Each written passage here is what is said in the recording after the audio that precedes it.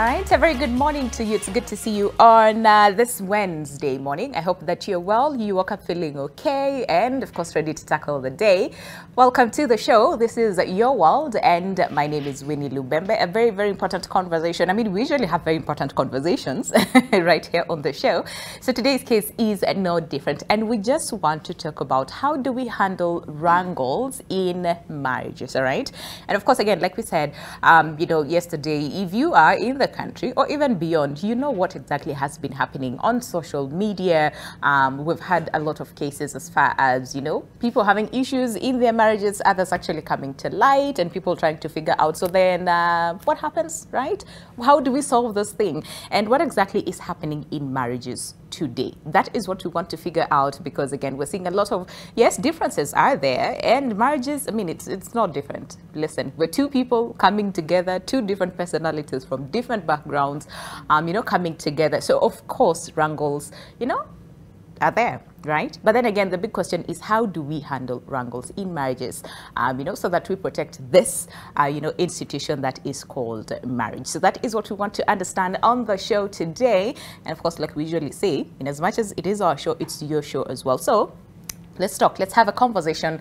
So if you are watching us and, want to contribute in one way or the other, you know the drill by now. At NTV Kenya, both on Facebook and on Twitter is how you can reach us.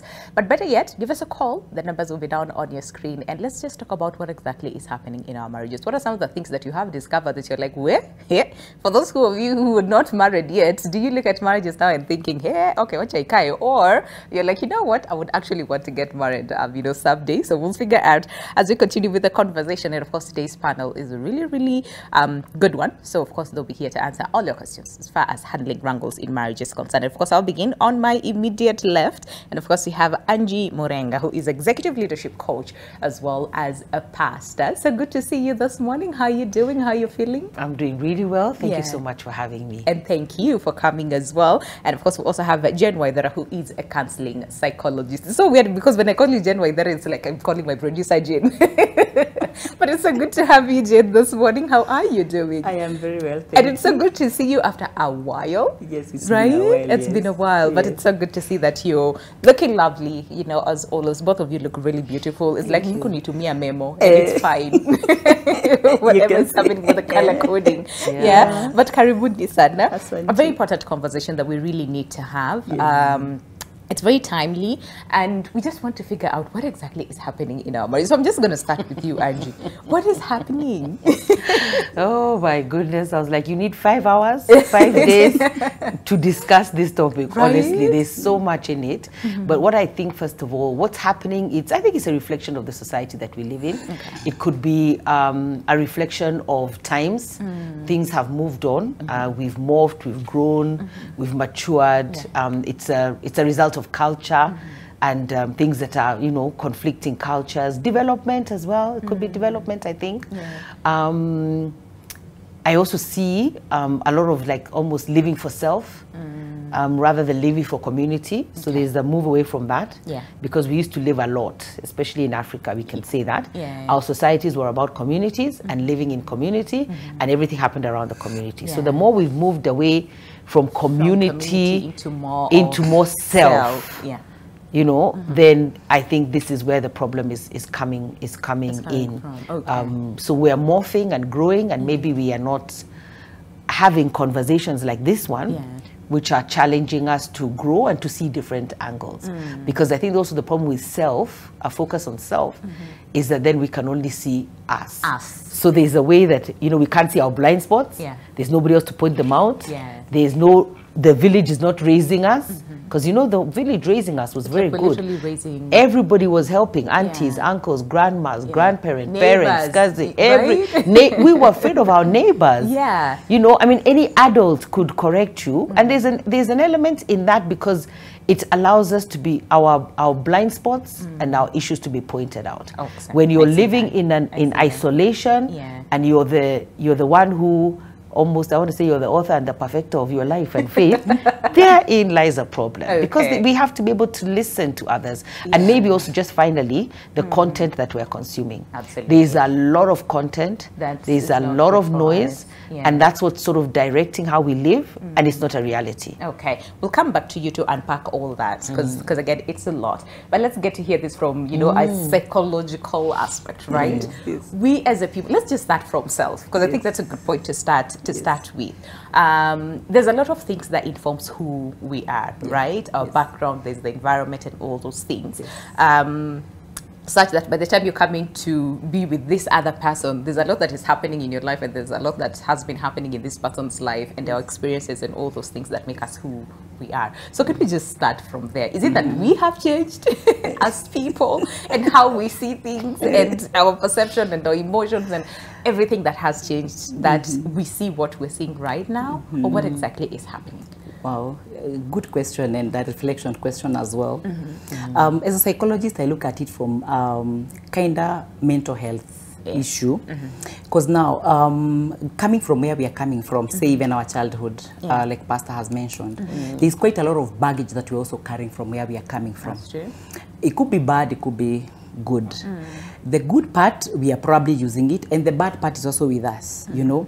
So there's that aspect of us not being able to really bring this out in terms of, let's talk about this. If there's a problem in a marriage, people are not talking about it. The communication channels are not opened. And so there's that culture of people not believing in saying what it is that they are going through, for it to be discussed and to be talked about. So you imagine that if you say, people will think you're failing in your marriage, there's a problem that you're experiencing, but you do not want to share simply because you'll think, what will people say about me? What will people say about my mother and my family and everything else? So there's a lot of self-worth that is neglected, because if you would know what you are made of and what it is that you want in a marriage, you will definitely go for what it is. So it's quite a lot, and we want to say that we can unpack this. I agree with Pastor, 5 hours, 5 days, it's a lot. every day, you know, it's quite a lot, but we will see what we can be able to do about it. But for me, it's a psychological issue. It's a psychological issue. Because if we have the situation whereby there are wrangles in a marriage, you should start from probably investigating. So what is it? What is happening in this marriage? So that you catch whatever it is, and then you're able to deal with it. Now, once you have it, you have already identified where the problem is. Talk about it. You know, if it is not working, let's look at how can we get a solution to what is happening in our marriage.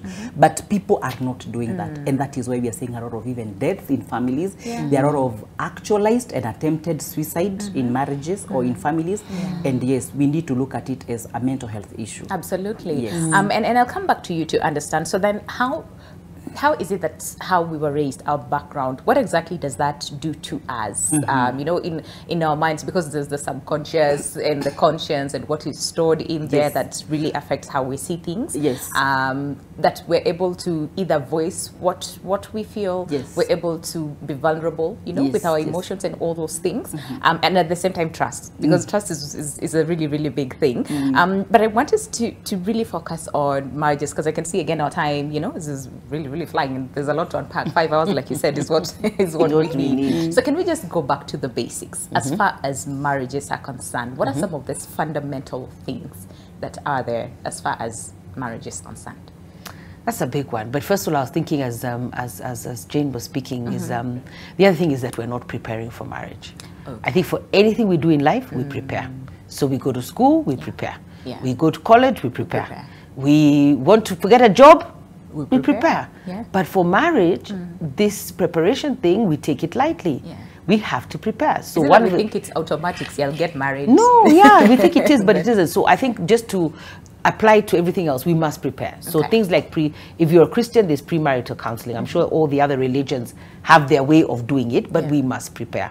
And then, you know, I've been thinking a lot about decisions as well. I really love also the mental health aspect, because that's something that we never even discussed as African societies ever. Sort of like a taboo thing. Yes. But the other thing is decisions.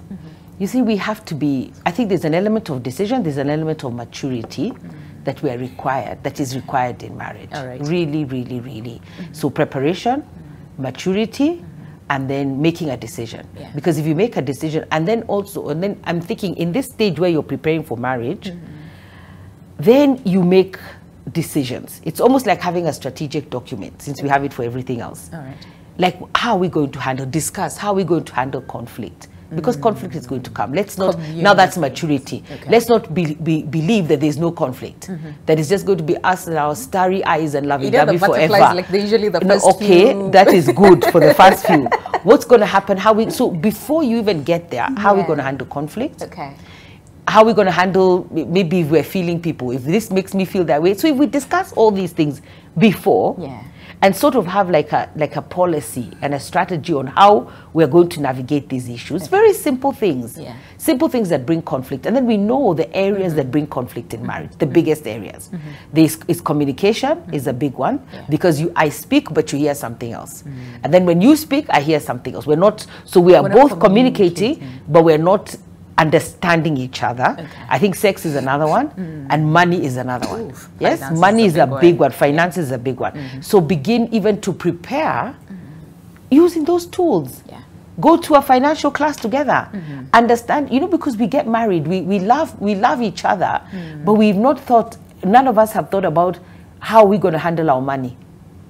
How are we going to handle money? Because your thoughts, your thoughts about money and his thoughts about money will be completely different. That's true. So let's bring it to the table. So I think also bring it to the forefront, issues that will be real issues when the lovey-dovey has ended. Or not ended, or is in the process of, I don't know what to say, I don't want to crush them. They're still going to love each other. But you see also, as I say that, I think love is a choice. I think it is. I really think it is. And I'll come back to you to unpack that because it comes to decisions, right? Yes, it's a decision at the end of the day that you have to make. So communicate all those things before even thinking about getting into this institution called marriage. At what point do we also talk about mental health? Ask each other, do you have an underlying thing that I need to, right? At what point do we have such conversations, and what exactly should we sort of like just find out from this person? Because I know majority of the people will tell you, no, you will not know all those things about a person until you are settled in together. But really, conversations surrounding mental health. Well, conversation around mental health do not come out as asking you, so really, do you get crazy at some point or the other? Are you crazy? So it's actually you being able to observe, like, this person is flaring. You know, like a small thing like this, the person packs. So you start understanding that could be something. And then you start talking about it. You actually do not pin the person down to ask them if they have a mental health issue, but you work with what they are bringing. Like if someone has a temper, flare, and you want to speak about it. So we were having a conversation and I saw you jump and flare like this. Could anything be the matter? Is it okay that we probably see a therapist together? You know, that kind of a thing. Because then if you start asking this person, you'll be like, you're pointing a finger to them. You're telling them they're crazy. You're telling them they're mad. You're kind of judging them. And that will not come out very well. So it is you to observe in this marriage what things are not working right. Because you can actually tell what is right and what is not right. So the moment you pick that something is not right, that's a red flag. And we are saying you need to work on it. And sometimes if you really want a marriage to work, you don't start from the person. You make me feel this way. Start from do the I statement. Like I feel sad when you behave like this. I feel bad when you play out things like this, as opposed to you make me feel mad when you act in a certain way. So that way it will look judgmental. But the other way, you'll be personalizing that message, and it will actually be like appealing to the other person to consider how how you're making them feel. Absolutely. You know, that kind of a thing. Do a bit of reflection, Yes, and that's what probably I would want to say. So if there is a problem, you identify the problem together. I started by saying if you investigate and get to understand whatever it is, deal with it. Don't sweep it under the carpet, because now that's the problem. That's where the problem is coming in. Because you do not want to talk about it. Someone flared or they hit you at some point, you don't want to talk about it. And that is how it will move from a spark to a slap to a physical, a real one, you know. And people will keep saying, no, it was not his fault, or it was not her fault. He had a bad day. Probably he had a bad day at work. So why didn't he slap the policeman on the road? Because they had a bad day. Okay, remember that whole question about backgrounds, right? And how that sort of like affects our mental health, if I can say that. And that in turn influences the decision. You mentioned decision, the decisions that we make, you know, in terms of how we see life, how we see people, how we perceive relationships, and our expectations from marriages as well. So can you just start from there? Yes, and yes. then we'll come back to you to also, you know, unpack more. Now, issues of childhood. We always say as psychologists, if a child sees violence in their marriage, okay, in their home, they will internalize that. And they will actually play out that in the future. So if a child is brought up in violence, trust me, violence begets violence. This child will at some point play out. They are beating the others at class, at home, when they are playing and that kind of. So they will grow up like that. So you know they have already internalized that violence, and so they will play out this in their lives. So if it's a man, then he'll start beating the mom. He saw the mother being beaten by the dad. So what is wrong with that? Mama never went anywhere. She never said a thing. They sort of imagine that that is how life should be. If a girl is also brought up in an environment where there is violence, you know, like the father is abusive, either physically or even emotionally, her getting married and being abused, either physically or emotionally, isn't a big deal to her. I mean, this is what she has seen. She has actually grown up seeing that kind of a violence. And that is why you will find that most of the people, if they come for therapy, you will hear them, and I will want to understand their families of origin. So when I ask such questions, I find that this violence started somewhere. And I was actually thinking, just like we are having many other activities being taught in school with the learners, the CBC is here with activities of social studies and everything. I guess there should also be a moment where we are talking about violence in a marriage probably is not good, because I saw a book when they are talking about marriage, a union of two people. So from that point, let's start laying some foundation, because what children are taught, they actually internalize it into themselves, and this is what they're going to become. It will reflect one way or the other when we are just, and especially if we do not deal with that. You also mentioned a little bit about therapy, but I'll come back to you to understand. So then at what point do we start therapy? Because again, like we keep on saying right here on this show, you don't have to go for therapy just because there is a problem. And it doesn't mean that when you start therapy, you are weak, you're not able to handle your issues. No, sometimes it's just good to talk to a qualified professional, right? Therapy to really unpack all those things. So at what point do we do that? Because majority of the times we usually see couples therapy after there is a problem. It's like we're trying to salvage, you know, this marriage. So at what point do we start therapy as a couple? But before you answer that, decisions, very important. They're fundamentals to a marriage. But then there is marriage as what it should be, and marriage as what it is right now. So my question is, in between here, is it that we've lost, you know, the real meaning, you know, behind marriage that we're seeing that we're seeing nowadays? Because a lot of people would say, we're just getting married because of so many reasons, and everybody has their own reasons. But understanding each other's needs and what we're coming to fulfill, you know, in this marriage, when it comes to self and even to our partner. What is it that we need to sort of like evaluate and see and understand, so that we keep this institution, you know, called marriage, and we're able to uphold it? First of all, the world is rapidly changing. True. Yeah? So you see that question now, that's a thesis question for like 10 pages, you know? So it's really rolling in my head. But you see the world is rapidly changing. So we cannot say that we're not changing with the world. But I think what has happened is we have changed as people. Our priorities have changed, our values have changed, like you said, why we're getting married has changed. People get married for all sorts of different reasons. And I think also as you're unpacking the trauma, you need to unpack why we're getting married really. You know, even to yourself, to each other. So there's an element of authenticity.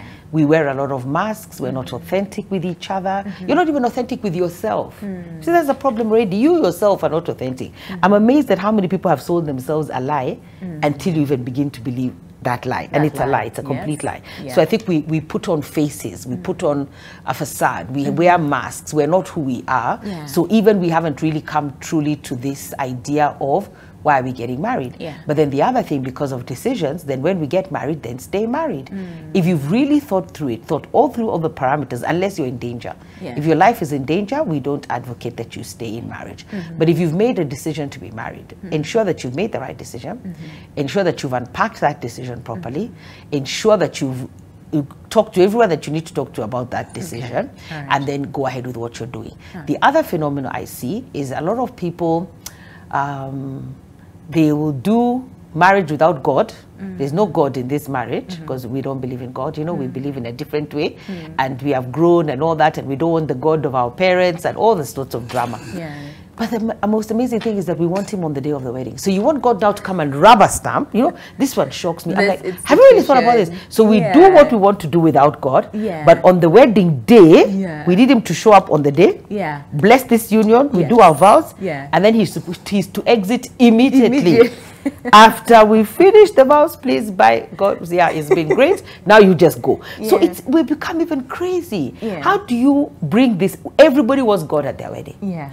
Everybody wants to wear white, and that might be controversial. Some people, I think, should be wearing red or a mixture of rainbow colors. Don't, because you see, you've forgotten what was white representing. Yes. It was representing purity. Yes. So, you know, now you see now, that's a whole unpacking statement. Like, why are you wearing white? Don't. Yeah. But also, and I feel it's a reflection of our lives, where we want people to rubber stamp what we're doing. Okay. We want other people, if it's my spouse, just to rubber stamp.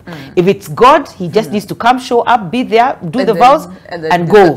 And then even these vows, we don't really have to stick to them. Yeah. So our values are at question. Yeah. Because if we vowed something, why aren't we sticking to this vowing? And then have we decided on conflict resolution? Absolutely. How are we going to how we resolve handle all conflict those when things. it comes up, so that we keep going? And then I guess keep preparing. So I don't know, keep preparing. You know, I always believe that after 1 year of marriage, there probably needs to be something that you need to do together.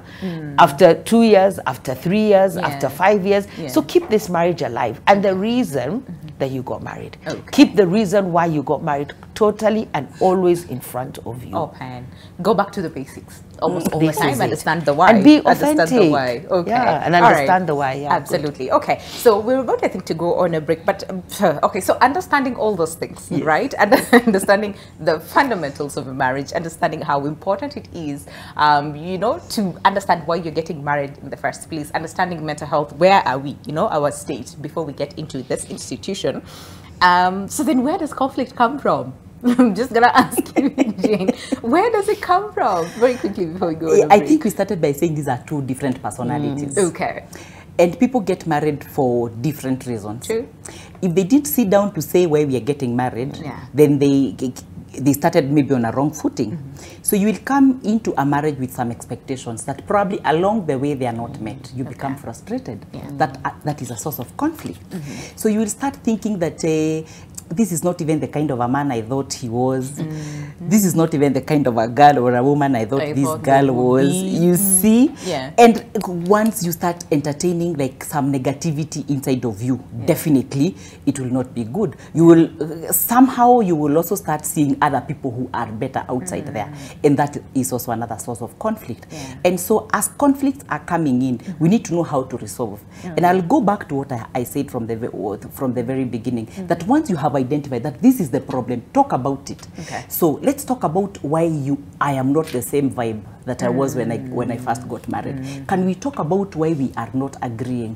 Why is it of late that we can't even sit down and talk? You know, like sit down and try and talk about it. And once you get a solution, well and good. If you don't, then that's a point where you need therapy. That is one of the things that if you can't agree on something, it is important to find someone to talk to. A counselor will help you through to be able to cope with the situation.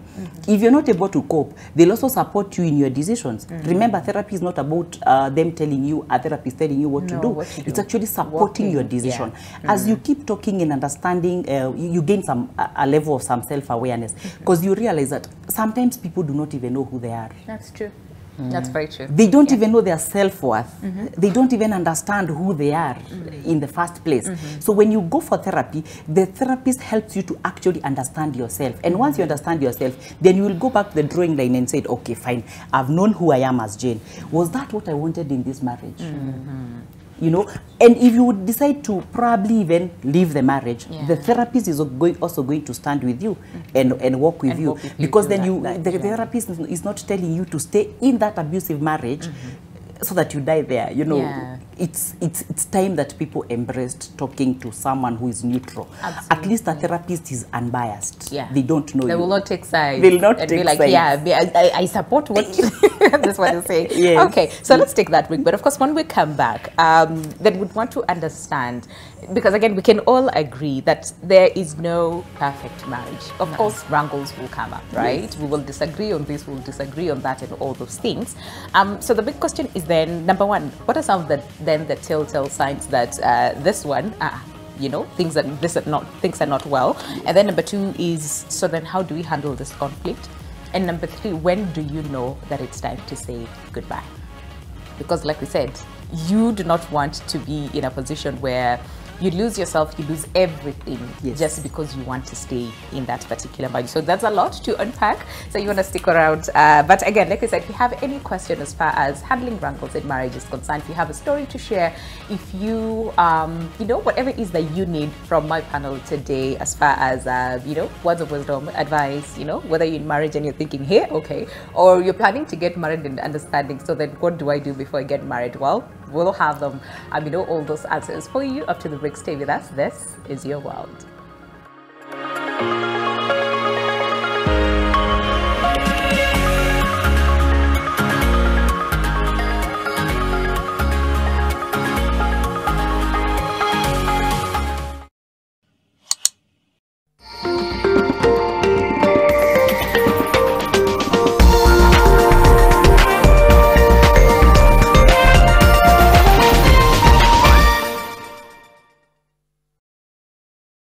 Dad, what made you decide to become a doctor?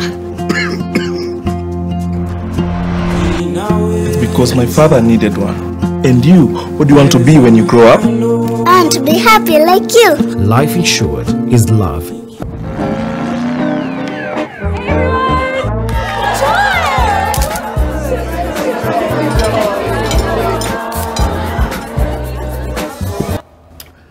Oh, you're here. You're going to take your oxtail and then you're going to brown it.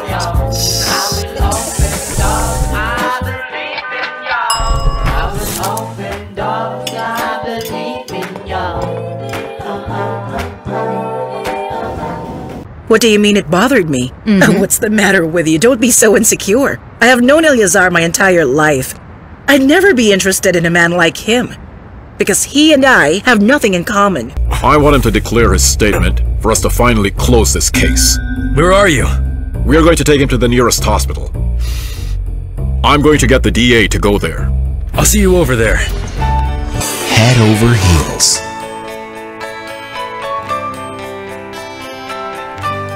Yo, Butru Seke, the sharp god up in the mix, know what I'm saying? NTV, shout out to you, bro. Keep it locked, hey. Sauti yako ina sound vizuri kwenye masikio. I like it. Come to the dance floor, babe. Angie. Leo tuna festa pe banda. Festa pe banda. Another banda. And it's just like an amazing mix. I am happy today. Sin koma vitu unanirea. Oh yeah. No compromise, this the hottest combo. On MTV, don't touch that dial. Not yet. No,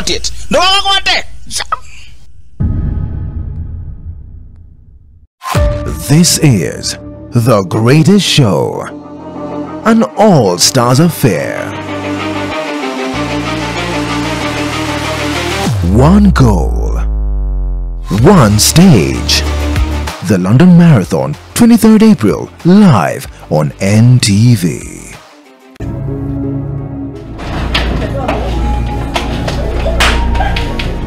Umeacha pesa kwa gari alafu unasema hapa tumekuiba. Pole kwa pamoja.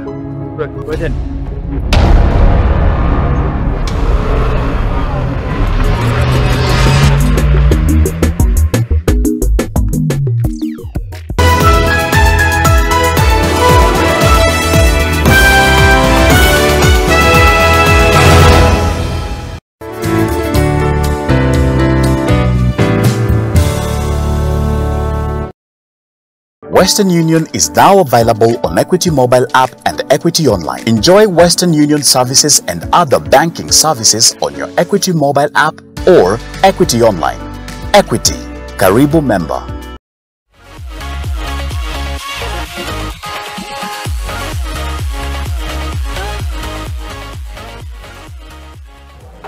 All right, welcome back. Glad you're still with us. The show is Your World, and of course, it is all about handling wrangles in marriages. And of course, we just want to understand. Number one, is it that sometimes we become lazy when we get married because become complacent? Tumezoea na sana, see, I want them, they're in the house, so we don't do all the work. But at the same time, like we said, conflicts are there, right? And they're bound to happen in marriages. But the big question is then, how do we handle this conflicts or wrangles, really? In marriages, is there a formula to the same? And when do you say goodbye, right? So those are the things that we are unpacking in today's conversation. Like I said, if you want to be part of the same, at NTV Kenya, both on Facebook and on Twitter is how you can reach us. But again, better yet, give us a call. The numbers are down on your screen. You can see a number of you have a lot to say on Facebook as far as marriages are concerned. So we have Julius Choa, who says, marriage is one of the most complicated institutions. A certain formula can be comfortably working in one marriage, but the same formula can fail terribly in another. Learn your partner and know how to handle him or her. Okay, all right. And then someone else actually said, is marriage necessary? That is what they asked. Is marriage necessary? So I don't know if I should just throw this to you guys, to see what you guys think about the same. Is marriage necessary? And then someone else says, says you can't handle, you just need to get used to it. Yeah. What if Leah, let's just start with you. You're like, absolutely not. You can't get used to it because that's giving up. That's giving up, and that's compromise. We have one life to live, and we need to live it well. Okay. We need to live it with others as well, and we need to live it within the parameters of culture or community, or like if you're a Christian, in terms of the parameters of your beliefs or your value system. So you can't give up. So I don't think you should give up. I don't think that's because we're created to thrive and to flourish. Yeah. We always have to. And there's a place where I was thinking, you always have to choose you as well as you do this, because some of these wrangles and some of the conflicts that we're seeing is because people are not choosing themselves. And there's a statement I came upon once. I was doing a research. I was speaking at a women's event, and this statement came up that sometimes women choose organizations, they choose people, they choose their spouse, they choose their children, and those people don't always choose you back. Ooh. And you always have to be very careful about that. Yeah. So you see, it's back to decisions and choices that we choose as women. Also, just is in our nature. Yeah. We really choose other people. We'll choose organizations. So you give everything to your organization and to your work. You choose people. You choose your spouse. You choose your children. But what we have to be careful of, they don't always choose us back. Okay. And you need to put that in your system, in your spirit, that they might not choose you back, because this is what leads to bitterness. So then choosing, and I think this is where a lot of people have issues with, ourselves. Right? That is choosing self, but at the same time, you don't want to appear selfish. Yes. So the balance. There's a balance, but you have to choose yourself. And how you know whether you're choosing yourself is you have to leave a portion of you for you. Okay. If you're not leaving a portion of you for you, and let's say it's all your time, let's say we're just dividing a pie of our time. Yeah. If all time is for everybody else and there's nothing for you, there's a problem there. So you begin to choose yourself, even in terms of your mindset, your spirituality, your self-care, self-love, and all that. So that person who says, like, just it's almost like vumilia. No, don't do that. Live a life. Live a life and create a life and look at your circumstances. I also like the other person who said, it's not one size fits all, because that's true. Whatever works for one might will not work for another, which is why we need all this preparation. We need to have these conversations beyond I love you. Okay, great, we love you, we have to live in the real world. What happens here? How do we handle money? Where do we live? Who are our friends? Who do our kids associate with? Where do our kids go to school? Where do we draw the line? Where are our boundaries? So you just begin to have all those conversations, and when you're in a good space, they are so much easier to have. That's true. They are so much easier to have when you're in a good space. Go back to what Jane was saying, understanding the root of, you know, the problem and knowing how to handle that, right? And you know, a lot of people Yeah. also are reacting to life. The way you grew up, like we've already discussed that, yeah? A lot of people are reacting to the way I grew up. And maybe you made a decision in that growing up, maybe when you were 10 or 12, you made a decision, this will never be me. Yeah. And now you're doing everything in life to make sure that is not you. That is not you. But you haven't looked at the parameters. That's You haven't true. looked at the context. You know, even with our parents and the homes that we grew in, we don't really have a whole context. Yeah. We make decisions based on what we can see, but we don't have the whole context. We don't have the whole even context. with all the issues that are going on in social media, we don't have the whole context. That's and true. it's so difficult to make a decision when we don't have the context. I like that. Okay, so Jane, understanding that what works for marriage A might not necessarily work for marriage B. For example, like he said, people are not talking, we're not communicating with each other. Yes, we might be talking, but we're not listening, right, to one another. We're not understanding where one is coming from. So then, but how do we then handle this conflict? Because like we said, they will come, right? Two different people, you put them in one room, of course, we're about to disagree on one thing or the other. But then how do we handle this? How do we attack the problem and not the person? It's good to have an understanding of the problem first. Right. Okay. Paramount. Yeah. So that you're able to separate the problem and the person. The person, yeah. In psychology, we are able to actually say the problem is here and Jane is here. So can we deal with the problem? Okay. So it doesn't look like it's a personal attack on each other. So we could probably agree that it is true the marriage is not working. And we have investigated and we have been able to tag whatever it is. So can we put whatever it is here and talk about it here? Okay. So if it's an issue of finances, because again, there are many issues in a marriage that will make it toxic, that will bring these wrangles as we are talking about. Yeah. And so once you have identified exactly whatever it is, deal with it as the problem, you know, so that you're able to move on. It's not an issue of the people, the John and the Jane together. Yeah. It is actually the issue of finances. So can we talk about the finances? So then we agree, what is the solution? We come together and say, this is actually our issue in this marriage. And can we deal with it, the two of us? And can we get a solution, the two of us? That will actually make it work. Then in an event, then it doesn't work. Then there are always other factors that you can probably look at to mitigate the situation. And again, I think like someone said, you know your person better. Yes. You know, when they're mad, they can't talk about the issue then and there, allow them to cool off. Yes. But then there's this other person who, when there's an issue, let's talk about it there and then. So understand your person and how both of you are able to handle this conflict. Because again, like we said, it's not a one shoe, you know, or one size fits all. Okay. But even still, right? I mean, there's some instances where we honestly just can't agree. And it doesn't matter how well we have all the skills, communication, trust, you know, all those things. Sometimes we just can't agree. So the big question is then, when do we seek help when it comes to handling these conflicts? Because there's some things that you can handle. I mean, an issue here, we disagree, we sit, we talk, and, you know, that's good. That's handled, we move on. But then again, there's some that is just, we just can't handle, you know, the both of us. So then when do you know when to seek help, especially for your partner or for yourself? Okay, so I think I'm glad you said for yourself, because you know, even because really I'm so happy because you can't seek help for the your other partner. person. That is a no-no in life. Yeah. You cannot seek help for the other person. Okay. The only person you can seek help for is yourself. So that's very, very important. Okay. But what if they don't notice that they have an issue? That is not, it's actually not your business. You know that it isn't. Oh, really? You need to focus on yourself. Okay. Focus on you. Okay. And then get their, I don't know what they call it in maybe psychology, but get their input, bring them on. Yeah, it's not making. You see, now that's a big problem. If you're trying to make me change, that's a big problem. That's not a problem. See, we didn't even talk about that. How people get married knowing I'm going to change this person. And mostly it's the women, let's be honest. They are focused on, you can never change another human being. That's true. Neither can you affect another human being. But because you have a partnership in this marriage, and you now need maybe to go for conflict resolution, you need to go for mediation, you need to find a mediator, then you bring them on board. You don't force them on board. You don't threaten them on board. Yeah. And then if they completely refuse, The only responsibility you have is to change you. I had a lady friend who went to AA, is it Alcoholics Anonymous, for like 5 years. And she wasn't an alcoholic.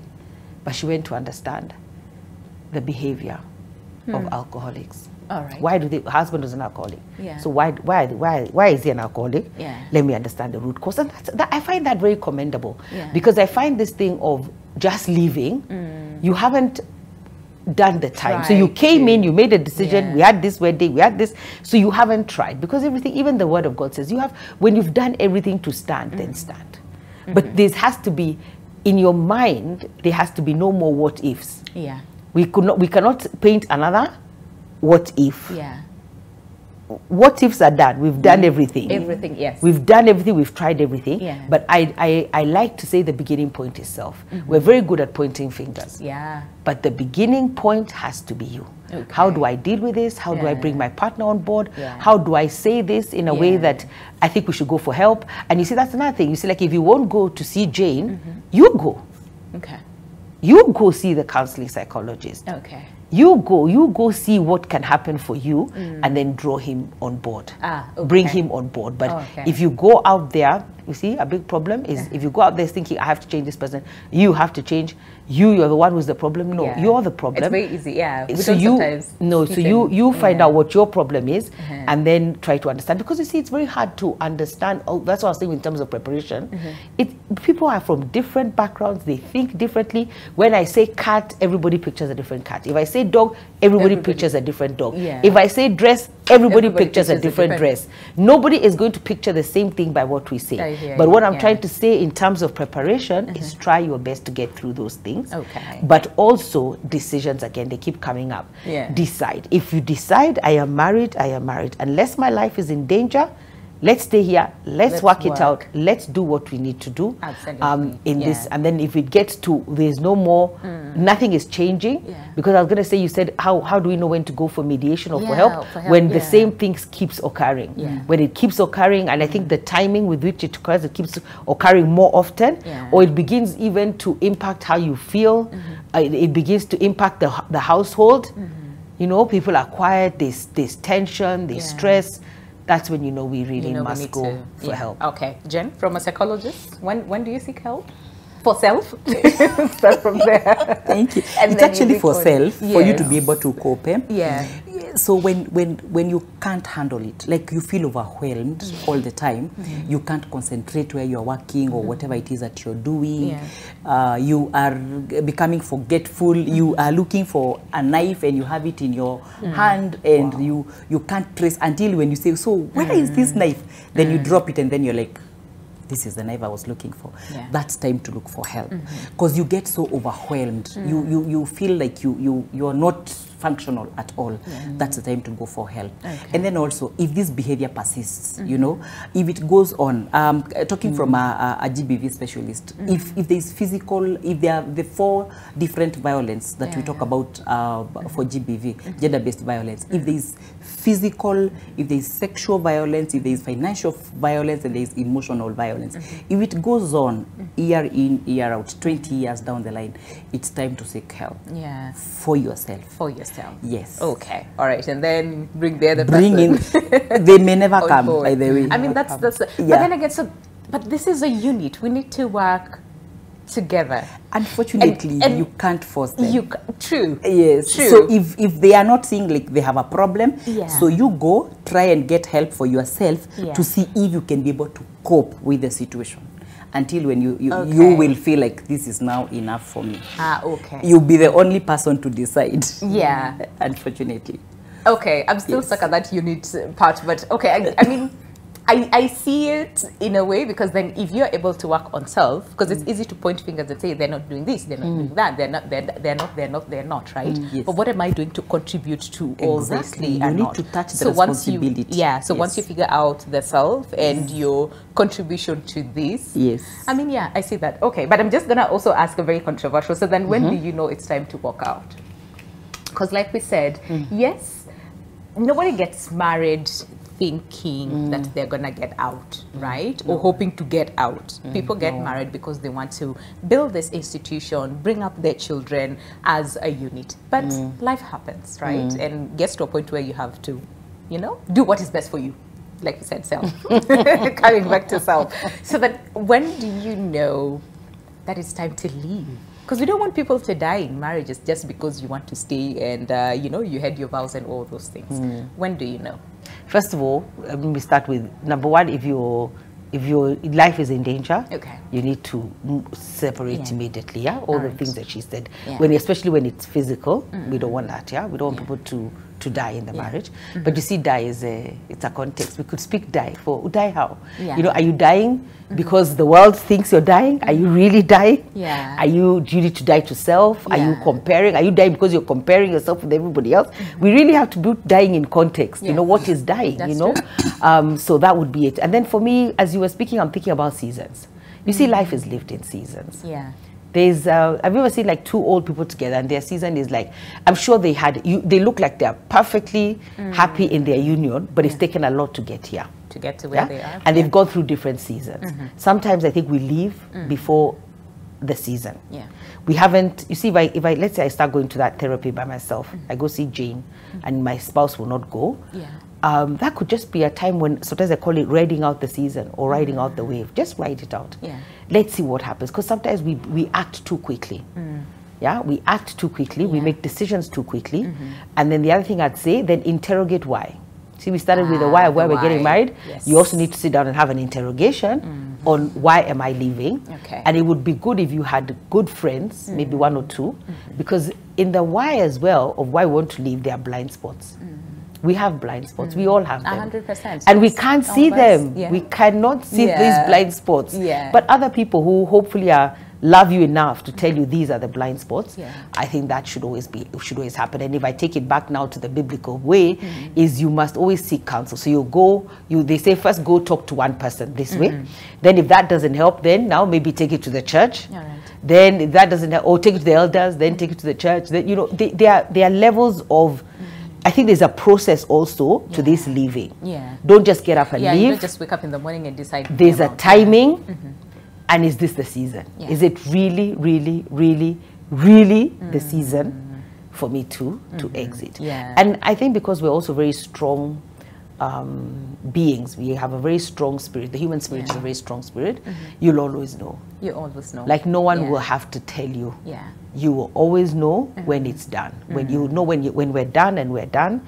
And then also still create parameters because we're going, we see everybody's traumatized. Remember, every decision you make is also going to traumatize somebody. If there are children here, there's going to be trauma. You may try to tell them there's no trauma, but there's going to be trauma. So this lack of wholeness here is going to produce more unwhole people as well. So this is, so how do you deal with your children and the offspring in this relationship, in this marriage? What are you going to do about it? Because you also have to mitigate those circumstances. You have to think through them and do your best to ensure that this trauma doesn't roll over, to the next generation, doesn't impact the next generation. It is very, very, very, very important. I hear you. Right, so interrogate why you're leaving and when you're leaving, and really ask why. Okay. Jane, what do you have to say? Yes. It's a lot of things you would know. To really, really think about. Yes. When to know when to leave, when you can't take it anymore. That's a good one. Okay. When it is enough. I mean, you have felt that this is too much. The abuses, the physical, the emotional, the whatever other things that are happening. When you cannot take it anymore and they are life-threatening, it is time to leave. Okay. Of course, you don't just wake up and leave one day. You know, you keep saying that if this guy does this thing another one more time, I will leave. You're actually preparing yourself to leave. I like that because you're sort of systematically desensitizing yourself to some sort of exit. And you don't have to have a closure. It doesn't have to be that time that you're having a closure when you're leaving this marriage. Of course, there are many elements. There are the children, probably there are the in-laws and stuff like everyone else. But a support system when you want to leave a marriage is very, very important. Your friends will give you very, very honest opinions. And sometimes you will find that your friends or your family will keep telling you about your spouse or your partner. That person is not good. That wife is not good. There's a way he treats you or she treats you that is not right. Trust me, there's something that they are seeing. You at that time, you're so in love. You don't see those things. Like, you don't see. So maybe later in life, that's when you remember. You come back and say, by the way, someone mentioned, my mom mentioned, my sister said, and that kind of a thing. And so when it gets to that point where you want to leave, you also have to lay some boundaries. Like, you have to know how to leave. Because you're leaving this person, and probably he was not also prepared for it. So you don't have to seem like you're playing. So when you know it is time to leave, you know, like, do you have that conversation with them, or what exactly happened? You started even therapy. We said when you knew there was something, you probably invited him for therapy, or you invited her for therapy. She didn't come, or maybe she appeared, and you've been talking about it.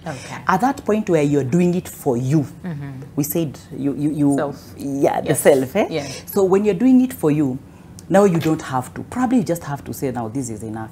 But you have also to choose, because if this person is physical, he might just decide to finish you that very moment. So you also have to be very, when is it time for you to leave? You know. And then you don't make a lot of considerations of, I don't know the children, I don't know the what. Because even if you would want to spare the children from this, it will eventually come. Probably they have even been seeing. Because children may not be talking, but they're actually internalizing. Trust me, when something is not well in the house, children pick.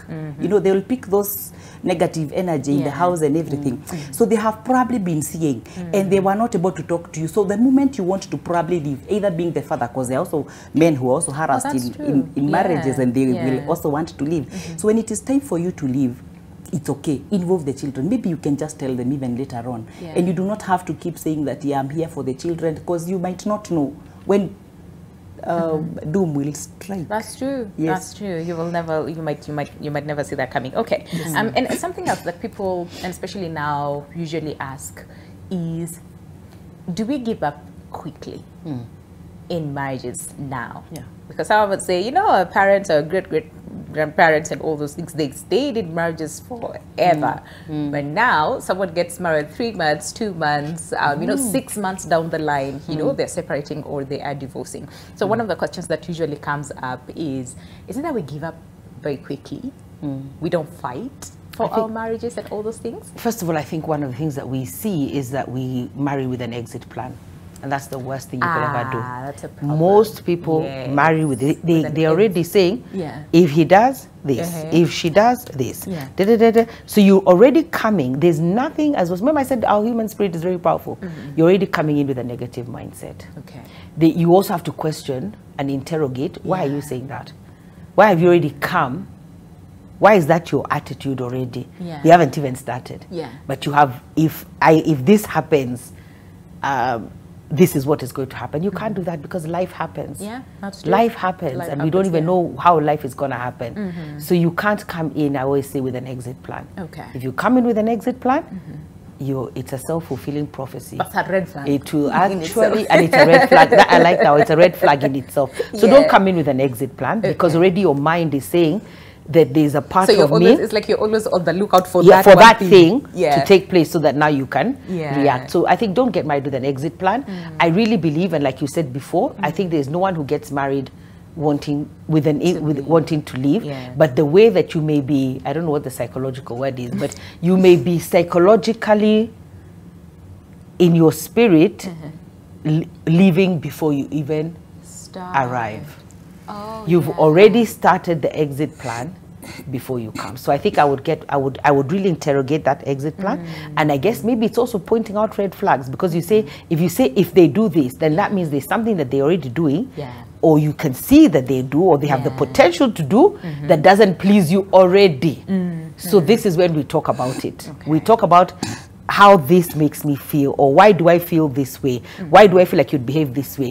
What is going on here? Why do I feel like this? So that you don't come in with a whole heart, wholeheartedly, There are a lot of people who do therapy even before. I've known that. I even went to a wedding where the therapist was at the wedding. I was so happy. He was part of the speech givers.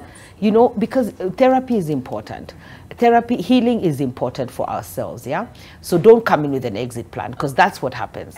People come in with an exit plan, so that, and then it sort of provides an excuse also. See, I said if this happens, me, I'm out of here. So you see now, so when you come in now you also have to now, maybe you go around telling your girlfriends as well, you know, you're shouting from the rooftops what you're going to do when you have. So when it happens, they're all like, okay, it's time to go. Let's go. We are going. So no exit plans. No exit plans. I like that. All right, I can see what time is come and spent, but I think Mrs. will tell us how much time we have, or we have to really leave right now. Oh, we have to end. Okay, Jane, let me take your parting shots. Yes. Literally 30 seconds. Yeah. Well, we'll say that wrangles in marriages will always be there. How you solve them is the million-dollar question. How do you communicate, and how do you arrive at a solution? Very, very key to communicate and ensure that you have talked about it. If it's not just the two of you agreeing, seek help, seek therapy. Some marriages can actually be salvaged through therapy. Yeah, so we can do that, or they can do that, and I wish people who are in marriages the very best. Yes. And single people, what do they need to know about marriages very quickly? That marriage is sweet. Marriage is good. I mean, you need a companion. I like that. Yeah. Okay. Yes. Marriage is sweet, marriage is good. Okay, allow us to end the conversation there. Yes.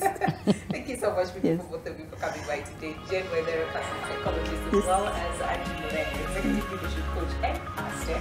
Really, making people to help us with this conversation. But again, we're still so much to discuss. Have that for the same. Yes. But until then, stay safe. Don't get into marriages with an exit plan. Okay? Stay fight until you get to the point where, again, like we said, you know, okay? So have yourselves a lovely day ahead, and I'll see you tomorrow morning, same time, same place, right?